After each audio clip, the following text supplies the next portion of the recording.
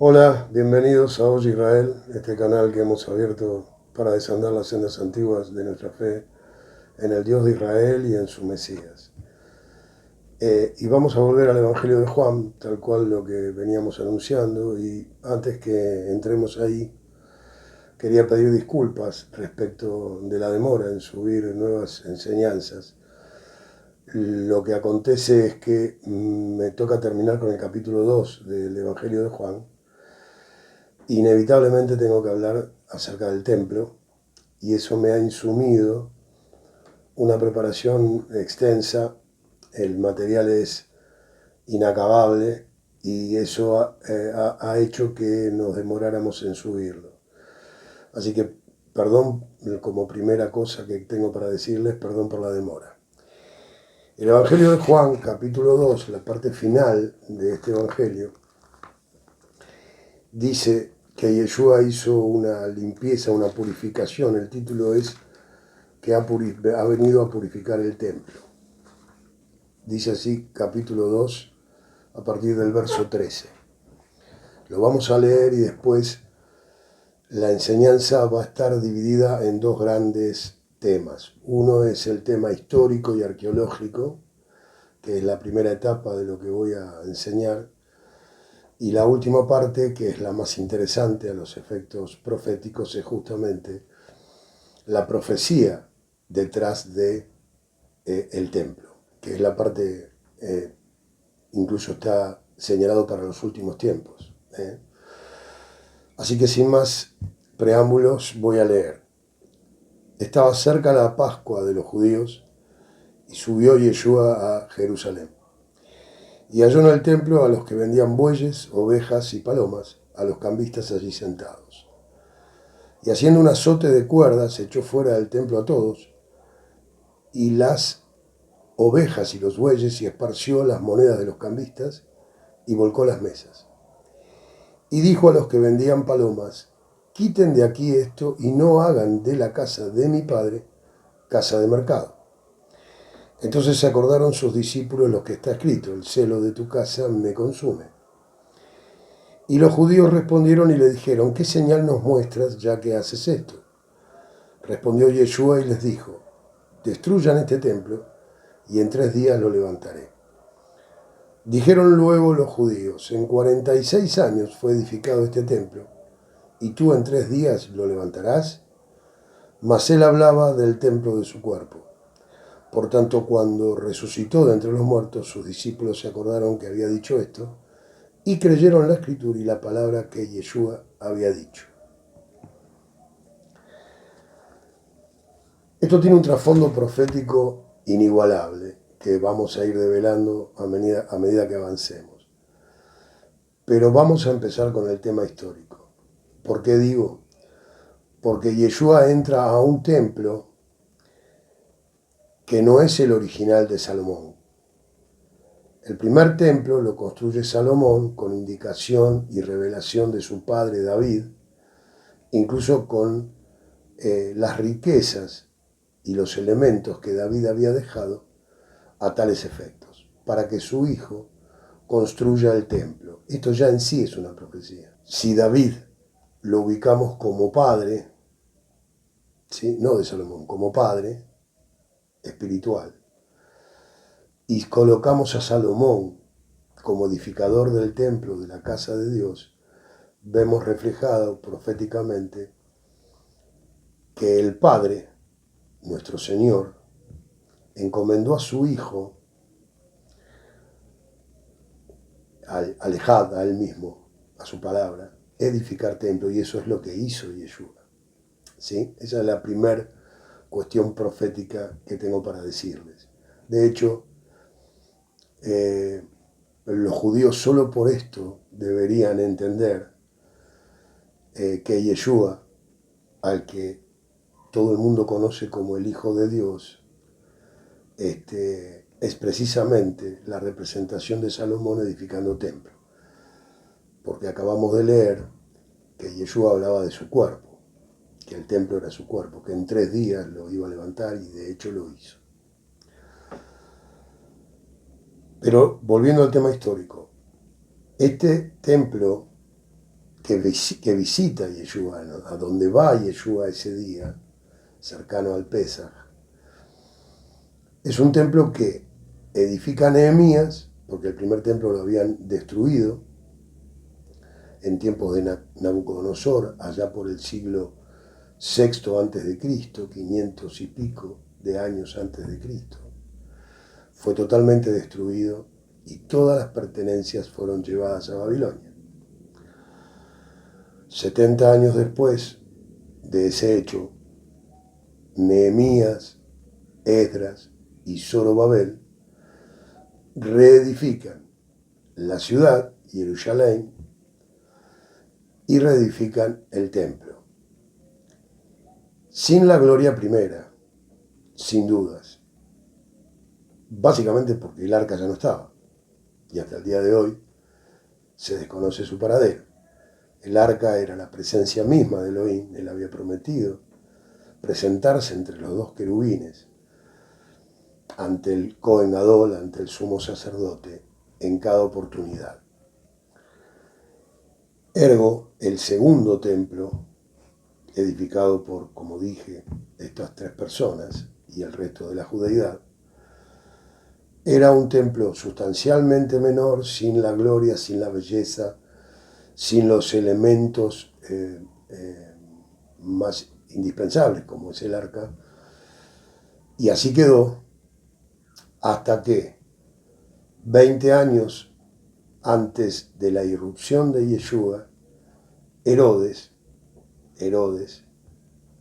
edifica o reedifica o mejora, como usted prefiera, y amplía ese templo de Nehemías. Le da mayor belleza, no con las intenciones que uno pueda imaginar, porque ya vamos a hablar de Herodes, ya vamos a hablar de los sacerdotes de aquel momento en que Yeshua visita el templo. Pero básicamente quiero que sepan esto, que hay un segundo templo y que es el de Nehemías, y que el tercer, digamos, Herodes, edifica sobre esa edificación, hace grandes ampliaciones y grandes mejoras. ¿Por qué le digo esto? Porque de hecho la judeidad habla del segundo templo. O sea, ubican a Herodes, a la construcción de Herodes. De hecho, Herodes pasó como el renombre de Herodes quedó como Herodes el constructor, porque hizo un montón de obras en Israel, además del templo. Hablar del templo implica hablar de Jerusalén. Jerusalén fue, es y será el centro de los acontecimientos más importantes para la humanidad, pasados, presentes y futuros. Desde el Génesis concretamente, desde el capítulo 2, cuando Dios ubicó el Edén en Tierra Santa y a Adán y a Eva las ubicó allí en el Edén, esta particular y única ciudad ha tomado la divina trascendencia que el Eterno ha querido darle. Es por ende el reloj profético del Eterno. Allí han sucedido y allí sucederán, y están sucediendo hoy mismo, las cosas que determinarán los destinos que se han anunciado en toda la Biblia. Es Jerusalén la piedra de tropiezo para las naciones. Es la sede del gobierno de Yeshua cuando retorne. Allí se levantará este tercer templo a Jehová. Es también donde el anticristo se va a sentar según lo que está anunciado. Podemos decir entonces, sin temor a errar, que Jerusalén es la ciudad más importante del mundo. Ninguna otra puede compararse con ella. Es nombrada en más de 800 veces en las Escrituras. El Eterno ha puesto desde siempre en esa ciudad sus ojos. Jerusalén, así es como se pronuncia en hebreo, tiene dos vocablos que la definen: Yerú y Shalim. La ciudad que va a tener paz significa. Sión también es esa ciudad pues allí está enclavada. También es conocida como la ciudad de David, desde el 1000 a.C. También se la denomina Ariel, que también son dos vocablos. León de Dios significa. Ari, león, el, Dios. Y también Jebús o Jebús, cuando era cananea. Con lo cual, y a priori, no necesariamente para que se cumpla la profecía, es necesario la existencia de un templo. Pero sí va a ser fundamental la manifestación de Dios en un templo.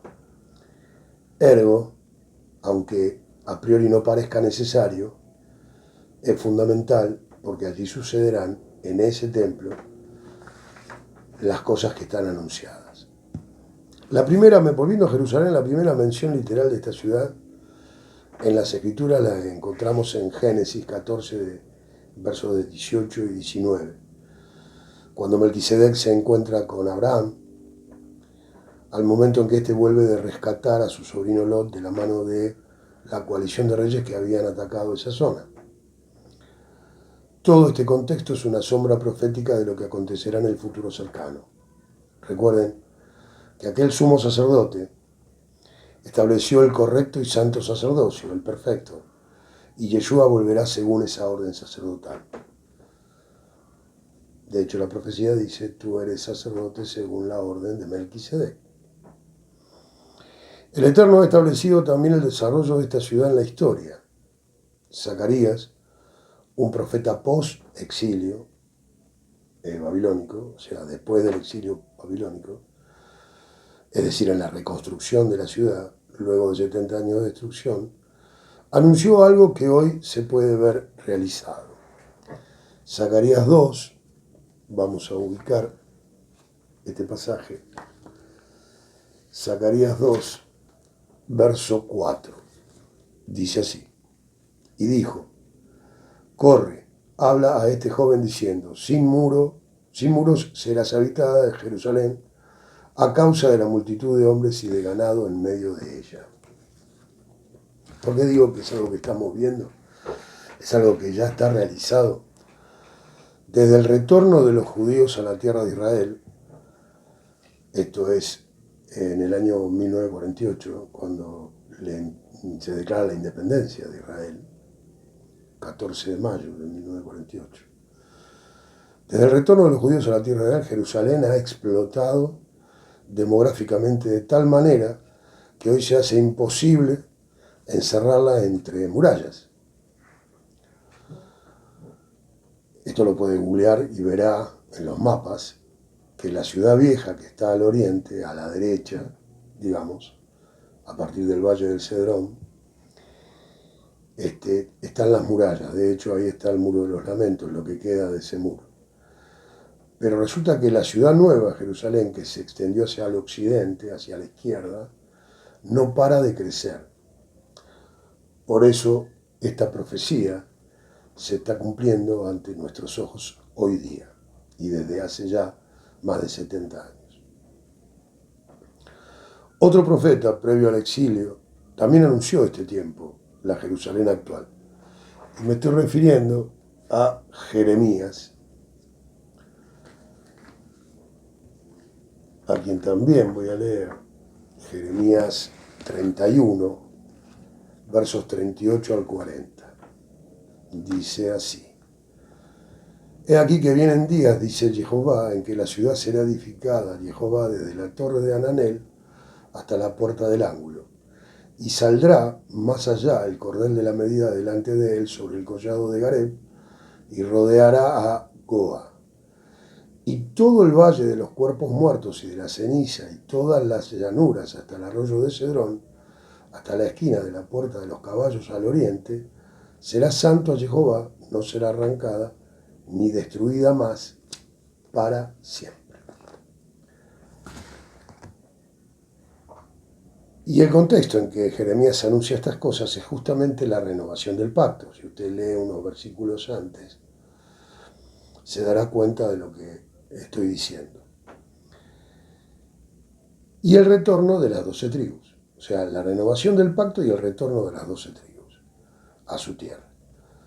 Los lugares que refiere el profeta estaban desde el norte de la ciudad, Hananel, como leímos, hacia el oeste, hacia la izquierda. Para allí iba a ser el crecimiento, tal cual lo que acabo de decirles, que es lo que está pasando. Hoy Jerusalén reproduce fielmente lo anunciado por el profeta, porque se ha edificado lo que se denomina Ciudad Nueva o Jerusalén Nueva, está precisamente en ese lugar, en el oeste. Y como dije, no para de crecer. La ciudad vieja va desde el valle de Cedrón al oriente y la nueva se extendió desde el norte al oeste. El Monte de los Olivos es el límite oriental.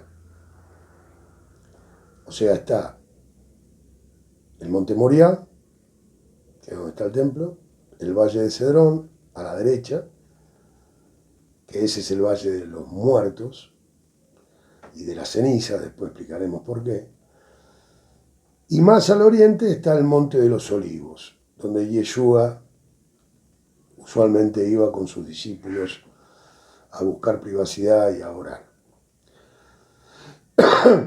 Entonces el Monte de los Olivos es el límite este de la ciudad de Jerusalén. Asegura la profecía que el Mesías cuando regrese se va a parar en el Monte de los Olivos, es decir, desde allí tendrá la vista panorámica de toda la ciudad. Él tiene sus ojos puestos en Jerusalén, eso también va a ser así, se va a cumplir. Podrá ver desde allí el cumplimiento de la profecía que él le dio a Jeremías, que la ciudad sería construida sin murallas, tal cual dice Zacarías. En 1917, el Imperio Británico, vencedor entre otros países de la Primera Guerra Mundial, desalojó el Imperio Otomano de Palestina y quedó como único administrador de esas tierras. Ellos permitieron a los judíos que aún estaban allí que podían extender y edificar Jerusalén solo hacia el oeste, sin saber que esa autorización estaba cumpliendo con una profecía que se había anunciado. Desde ese tiempo Jerusalén no ha parado de extenderse hacia ese punto cardinal. El libro de Cantar de los Cantares, capítulo 2, verso 9, asegura que el amado está detrás de nuestra pared mirando por las ventanas. Y es tremendo, porque el único cotel, la única pared, el único muro que ha resistido a la destrucción del templo es el muro occidental, el muro que da a la izquierda, más conocido como el muro de los lamentos. Es decir, que la mirada del Eterno apunta exclusivamente hacia el oeste de la ciudad. Esto es así, proféticamente, pues la reunión de su pueblo, de las tribus de Israel, vendrá desde ese punto cardinal. Él va a ver, les dije recién, que él se para en el Monte de los Olivos, que tiene la vista panorámica de la ciudad y de todo el occidente. ¿Sí? Él va a estar viendo detrás de los muros, del único muro que quedó, actualmente está viendo cómo las ovejas se reúnen. En 1948, recién obtenida por la ONU, como les dije, la orden de que los judíos podían tener su lugar y se declara la independencia de Israel, da inicio inmediatamente a una guerra por la independencia. Jordania se queda con el este de la ciudad vieja hasta hoy, quedando el oeste para los judíos. A partir de ese momento los judíos se expandieron hacia el oeste, preparando sin saber la ciudad que recibirá a Yeshua en su retorno.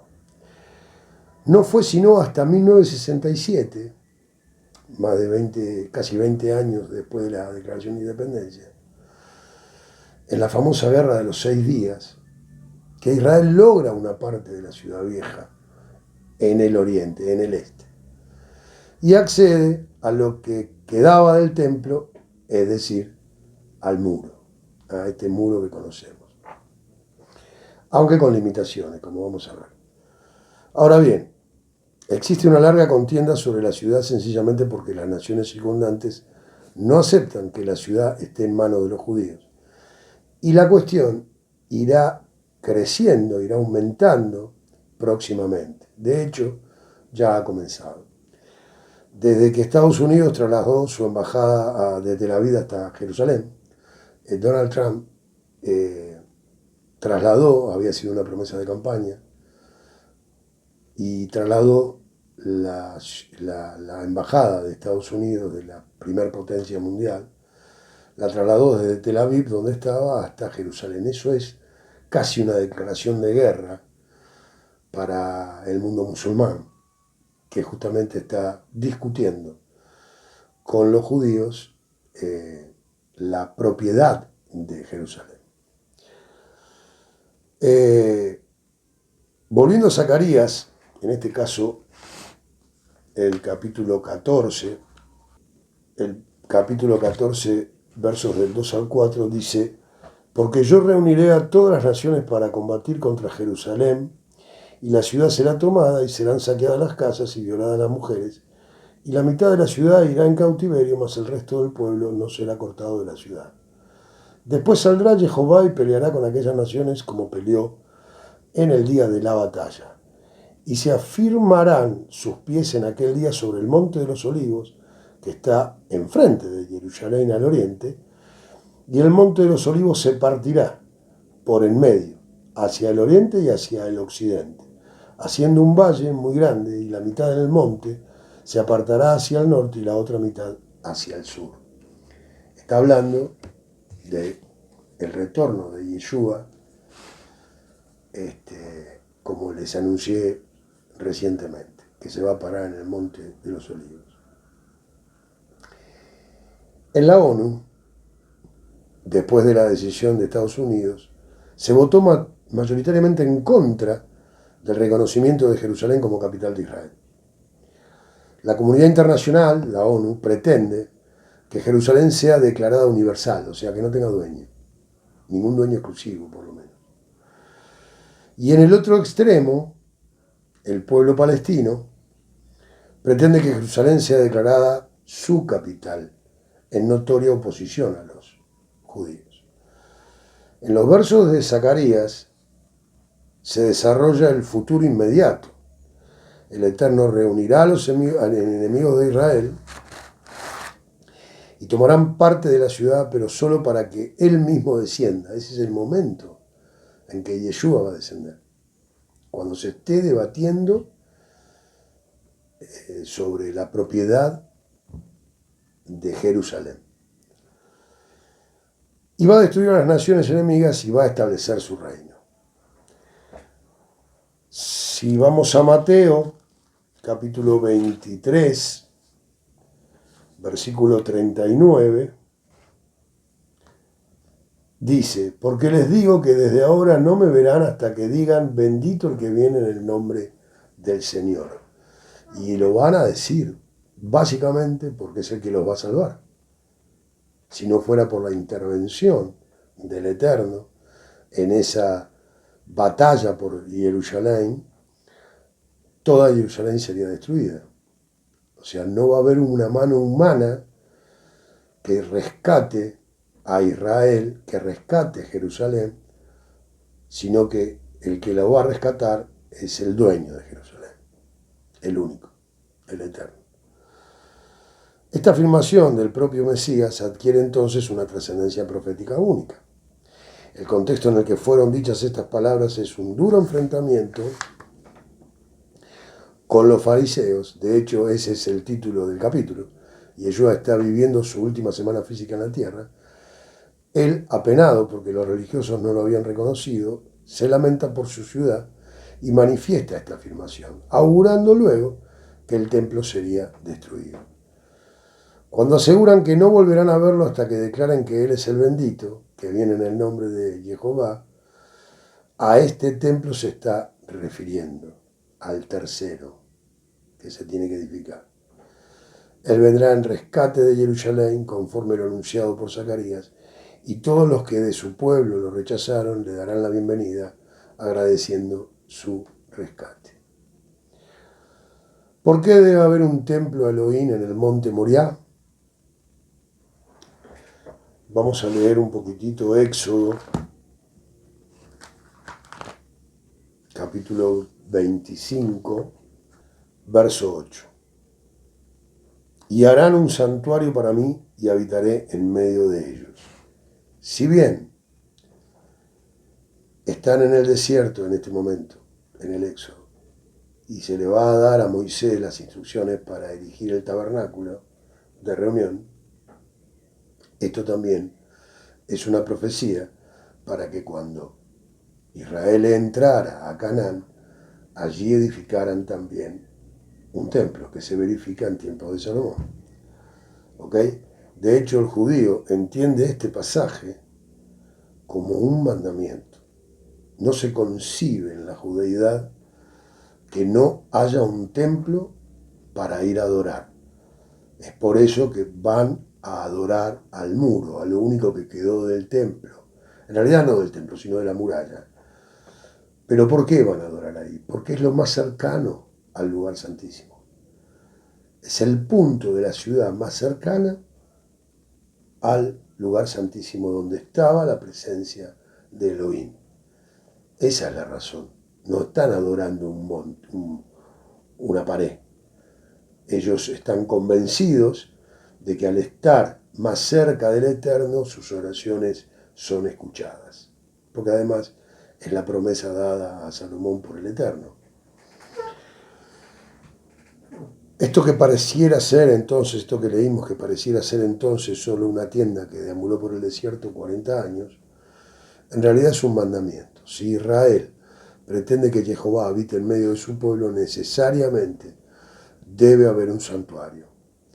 Hace ya más de 70 años que existe nuevamente el país, o sea, nuevamente Israel, como nación, y sin embargo, hasta hoy no hay y no existe un santuario levantado para Jehová.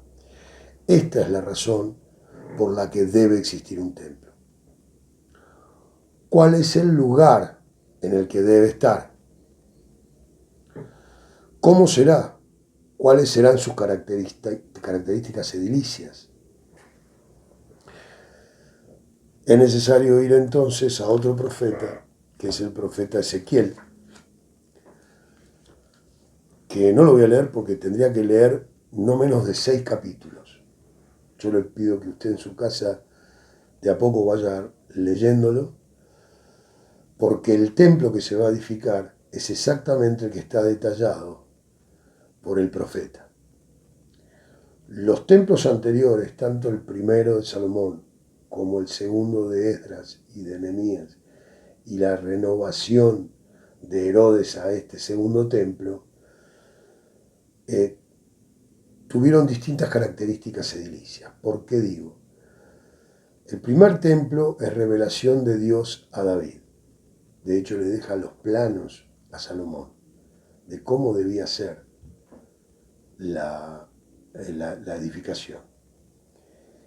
Esdras edifica en el mismo lugar, como ya dijimos, con menos gloria en cuanto a dimensiones, en cuanto a que faltaba el arca y demás cosas. Y Herodes, como dije, lo mejora. ¿Sí? Pero este segundo templo no fue ordenado, digamos, desde el cielo. Este de Ezequiel nunca fue edificado.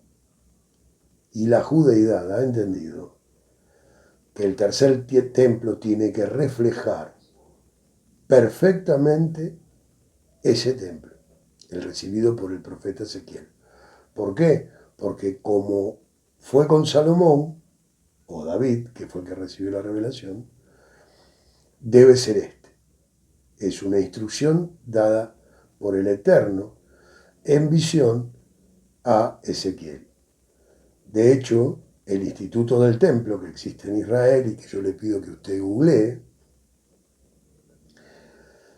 usted podrá ver entonces que la maqueta que existe refleja fielmente, en escala por supuesto, todos los detalles y medidas que le dio Dios al profeta Ezequiel. Y es un templo que nunca fue edificado hasta ahora, pero es el que se va a levantar. Difiere, como dije, con el de Salomón, y difiere con el de Zorobabel, Nehemías y Esdras, y por supuesto, difiere con el de Herodes. El pueblo judío ha tomado las características y medidas de lo señalado en estos 6 capítulos para realizar el proyecto del tercer templo. Los judíos tienen la maqueta, el proyecto, los planos, los utensilios, los instrumentos, las vestimentas, los shofares, las trompetas de plata, que no es lo mismo que el shofar. Se está recopilando genealógicamente la descendencia de Leví. A estos que van encontrando los meten en el instituto para instruirlos en cuanto a cómo son las ceremonias, cómo son los cultos, cómo son las festividades, cómo son los sacrificios, etcétera, etcétera, etcétera. Tienen el dinero y tienen los materiales. Solo faltan 2 cosas: la decisión política de construirlo y el lugar. Esta profecía de Ezequiel también está reflejada en Apocalipsis 11, versos 1 y 2, que dice: entonces me fue dada una caña semejante a una vara de medir y se me dijo: levántate y mide el templo de Dios y el altar y a los que adoran en él, pero el patio que está fuera del templo déjalo aparte y no lo midas, porque ha sido entregado a los gentiles y ellos hollarán la ciudad santa 42 meses. El primer templo, el de Salomón, estuvo allí desde el 970 hasta el 586 a.C. En ese año fue destruido por Nabucodonosor y todo el imperio babilónico. El segundo templo, el que levantó Zorobabel, se construyó en el 516, 70 años después, tal cual lo había anunciado Jeremías. En el 516 a.C., cuando Ciro le permitió al pueblo judío retornar a su tierra. Era la mitad en tamaño que el primero y despojado de la magnificencia del primero, como dije. Noten que con la construcción del segundo templo se cumplió otra profecía, la de Jeremías, quien había anunciado que 70 años duraría el exilio en Babilonia y que luego retornaría. Sobre el templo reconstruido, 400 años y moneda después, Herodes amplía, modifica, extiende y hermosea el templo, pero claro, sin importarle las características divinas que debía observar. Ese es el templo que conoció Yeshua el día que, como leímos en el Evangelio de Juan, capítulo 2, lo purificó. En el año 70 de esta era, después de Cristo, es destruido por Roma, cumpliendo la profecía de Yeshua de Mateo 24, 1 y 2, cuando dijo: no va a quedar piedra sobre piedra de este templo antes de que pase esta generación. Y así fue. Yendo al tema del lugar, los 2 primeros templos se edificaron en el mismo lugar, ambos en el monte Moriah. Ese es el monte del templo, y ese es el monte sagrado para todas las religiones monoteístas. Ahí tenemos el principal problema, porque judíos, cristianos e islámicos dicen que ese es un monte santo. En la actualidad los judíos, ¿dónde suelen adorar a Dios? Ya lo dijimos, en el Kotel, en el Muro de los Lamentos. ¿Por qué? Porque es lo más cercano a ese lugar, al lugar donde estaba la presencia de Dios. Allí, desde el año 970 a.C., es decir, casi 3.000 años atrás, es el lugar en el que se ha pasado la gloria, en que ha posado la gloria de Elohim. Existen registros acerca del templo en tiempos de Yeshua, es decir, para el tiempo del templo terminado por el rey Herodes. Uno es el Talmud judío, que habla de ese templo, el de Herodes. Y el otro de los documentos son los escritos de Flavio Josefo, quien se encargó de testimoniar acerca de su destrucción. Él fue contemporáneo, de hecho, era un judío romanizado, por eso su nombre es Flavio, que no era el verdadero nombre. Y él registró en historias judías, en sus libros, acerca de ese templo.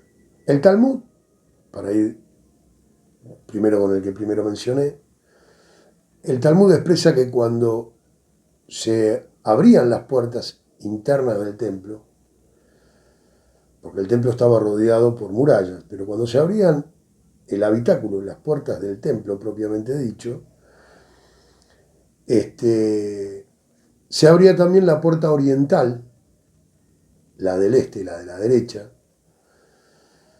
que daba ingreso a los atrios, que se debían caminar para llegar al templo. Una parte del atrio muy grande que se encontraba al sur se llamaba el Patio de las Naciones, frente al pórtico real, en donde se sentaban los 120 miembros del Sanedrín. Una pequeña muralla impedía que los gentiles de las naciones pudieran siquiera tocar el templo, bajo pena de muerte.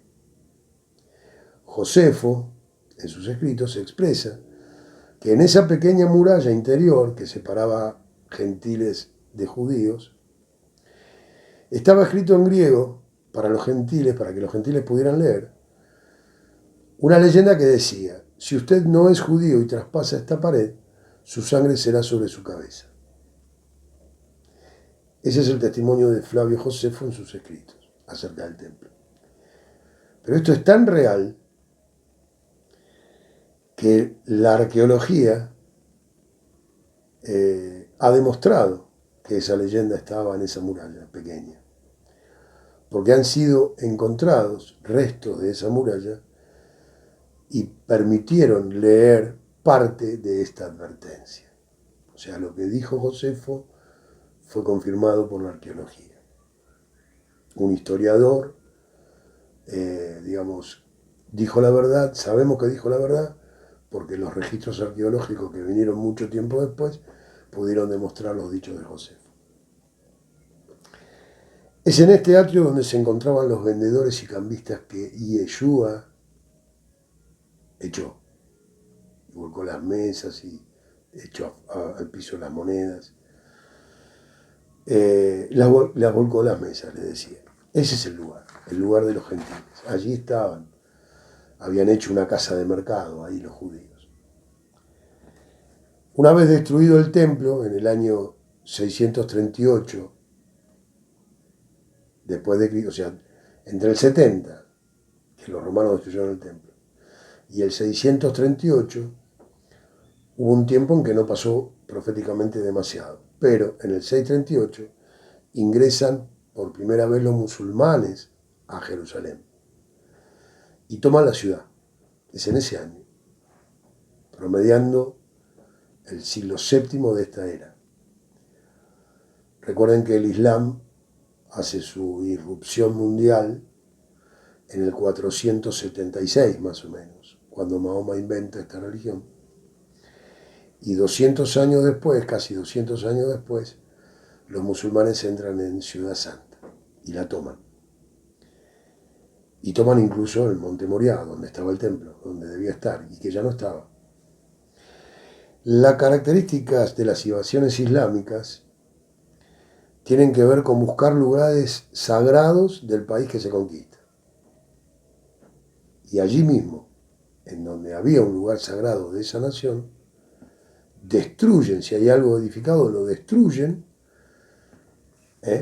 y edifican ahí una mezquita a Alá. Esa era la forma en que el Islam hacía prevalecer su fe en los países que invadía. Cuando llegan a Jerusalén, indagaron acerca de dónde había estado o dónde hay un lugar sagrado, les fue dicho en dónde estaba, ya no había nada, no había templo, pero ahí fueron y edificaron dos mezquitas, la cúpula dorada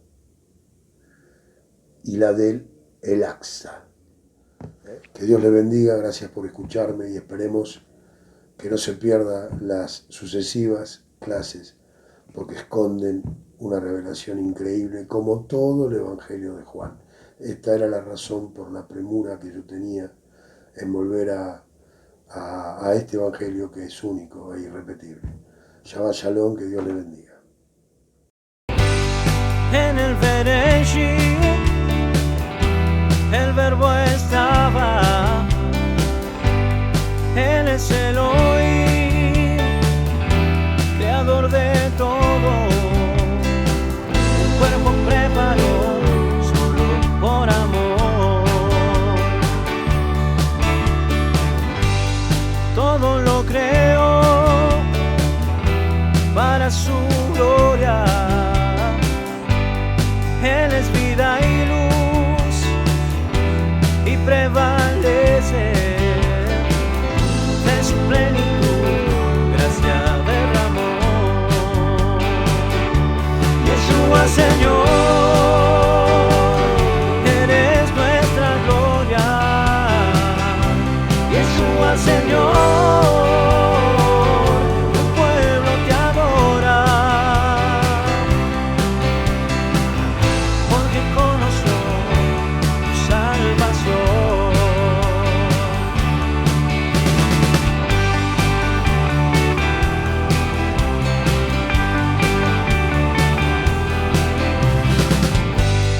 en su humanidad lo rechazaron. Eso no impidió que nos mostrara en su caminar el rostro de Dios. Yeshua Señor, eres nuestra gloria. Yeshua Señor,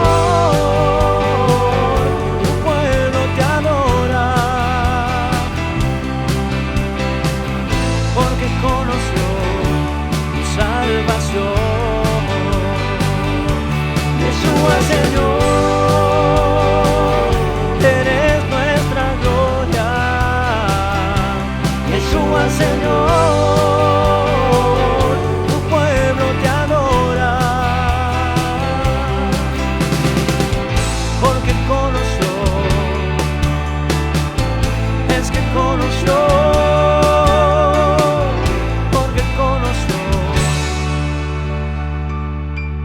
Tu salvación.